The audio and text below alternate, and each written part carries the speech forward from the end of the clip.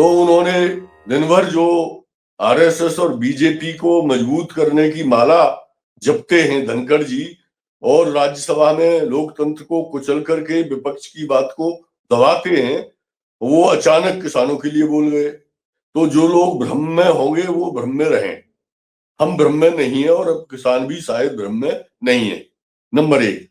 Number दो, मैं ये कहना चाहता हूं कि हमारे पैनल के बड़े विद्वान साथी हैं अरुण त्रिपाठी जी, बहुत अध्ययन करते हैं, और उन्होंने जो अपनी इस बात के दूसरे भाग में बात कही कि कारपोरेट्स, तो ये टकराव तो किसानों का, मजदूरों का कारपोरेट द्वारा बनाई हुई व्यवस्था से है। किसानों को एमएसपी मिलेगा या स्वामीनाथन आयोग की रिपोर्ट लागू होगी, तो उसके लिए जो धन जुटाना है सरकार को, वो कहां से जुटाएगी? आसमान से तो लाएगी नहीं, छप्पर फाड़ के तो आया क्या नहीं। वैसे ही भारत देश बहुत कर्जदार हो गया है और रुपए की कीमत घट के 84 पैसे प्रति डॉलर हो गई है। $1 84 रुपए में मिल रहा है, इतनी घट गई है। तो ये जो किसानों की जो मांगे हैं वो सीधे कारपोरेट व्यवस्था से टकराव वाली हैं, क्योंकि बिना कारपोरेट व्यवस्था को, कारपोरेट्स को ज्यादा टैक्स किए बिना ये किसानों की मांगे पूरी नहीं हो सकती। और ये सरकार तो, किसी को गलतफहमी हो तो हो, ये सरकार तो पूरी तरह कारपोरेट्स की सरकार है। और उसका प्रमाण है कि अडानी के ऊपर अमेरिका में एफआईआर दर्ज हो जाती है और उस पर चर्चा के लिए संसद तक को नहीं चलने दिया जाता। तो अब किसको शक रह गया कि अडानी, अंबानी और दूसरे जो कारपोरेट घराने हैं उनके उनके लिए, उनके बचाव के लिए ये किस हद तक जा सकते हैं। तो किसानों पर लाठियां चलाना उनके लिए क्या बड़ी बात है।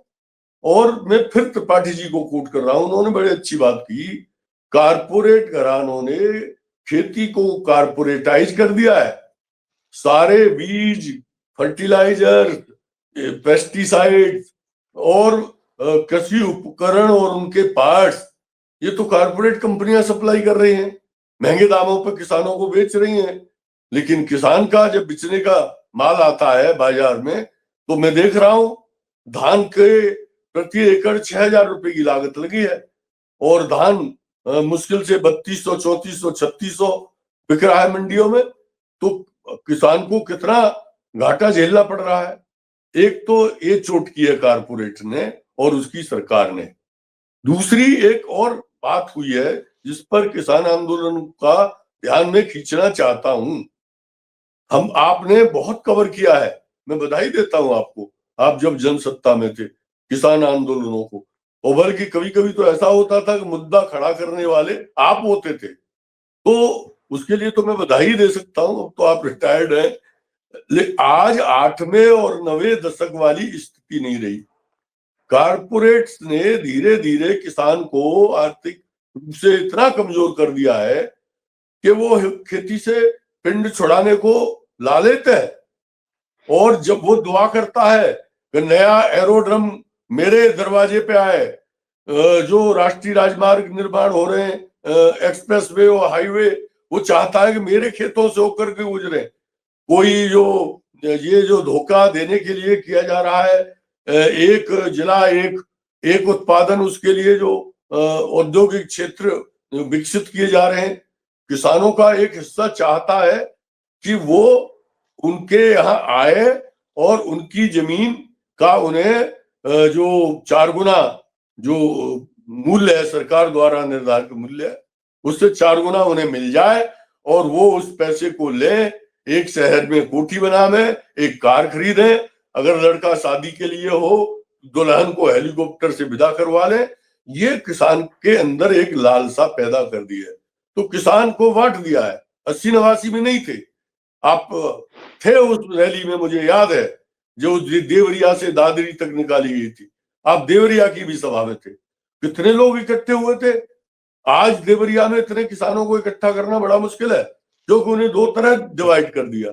एक तो मुनाफा दे करके खेती से बाहर लाने का कुचक्र, मजदूर बनाने का कुचक्र, छोटा व्यापारी उद्यमी बनाने का कुचक्र किया है, दूसरे उसे सांप्रदायिक तौर पर बांट दिया है। जो किसान जातियां हैं हरियाणा में, ठीक है, बहुत सारी जो बीजेपी ने गड़बड़ियां की और उसकी जीत हुई 0.6% से ही, भले ही वो जीत हुई, लेकिन बीजेपी का एक वो वोट था, आधार था, जो उच्च जातियां कही जाती हैं, सवर्ण जातियां कही जाती हैं या न्यो रिच जातियां कही जाती हैं, क्योंकि बीजेपी ने समाज के भीतर जो हिंदू और मुस्लिम का विभाजन किया है, उसके कारण वो विभाजन किसानों के भीतर भी चला गया है। और आज उस तरह के आंदोलन, मैं तो बहुत कड़वी बात कह रहा हूं, पिछले बार जो 13 महीने आंदोलन चला, आज उस दर पर यह आंदोलन नहीं आ पाया है। उसका कारण यही है कि डिवाइड कर रखा है।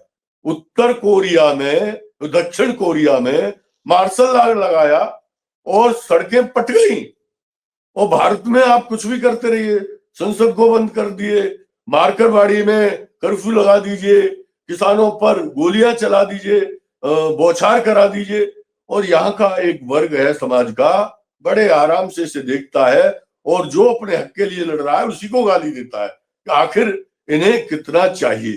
तो इस पूरे सिस्टम को हमें समझना पड़ेगा। हमारी लड़ाई उस कारपोरेटवादी व्यवस्था से है जो जातीय फूट डाल के, सांप्रदायिक फूट डाल करके, और भारतीय जनता पार्टी उसकी चैंपियन है, उसके हितों की रक्षक है, वो उसके हितों की रक्षा के लिए कहीं तक जा सकती है।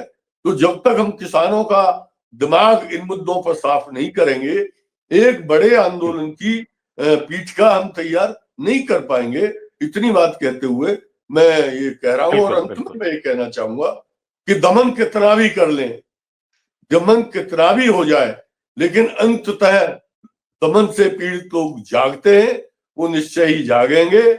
और भारतीय जनता पार्टी और आरएसएस का ये जो एक नकली कुचक्र बना हुआ है, नकली ताकत उन्होंने खड़ी कर ली है, उसके खिलाफ जागेंगे और इसको उखाड़ के फेंकेंगे, ऐसा मुझे लगता है। श्रीलंका, बांग्लादेश, कोरिया, दक्षिण कोरिया, तमाम उदाहरण हमारे पास हैं, और उन उदाहरणों से ऊर्जा लेते हुए हम भारत में किसानों के, मजदूरों के आंदोलन को आगे बढ़ाने के लिए जरूर प्रयास करेंगे। बिल्कुल, आपने याद दिला दिया देवरिया से दादरी की यात्रा, और मुझे याद हो गया। और मुलायम सिंह ही नहीं, अमर सिंह तो खैर फायर ही थे, मुलायम सिंह बहुत दिनों तक नाराज रहे जनसत्ता की उन खबरों को लेकर के। और मैं पूरा देवरिया से राज बब्बर, वीपी सिंह सबके साथ दौरे ही करता रहा था, वो तो दौर ही अलग था।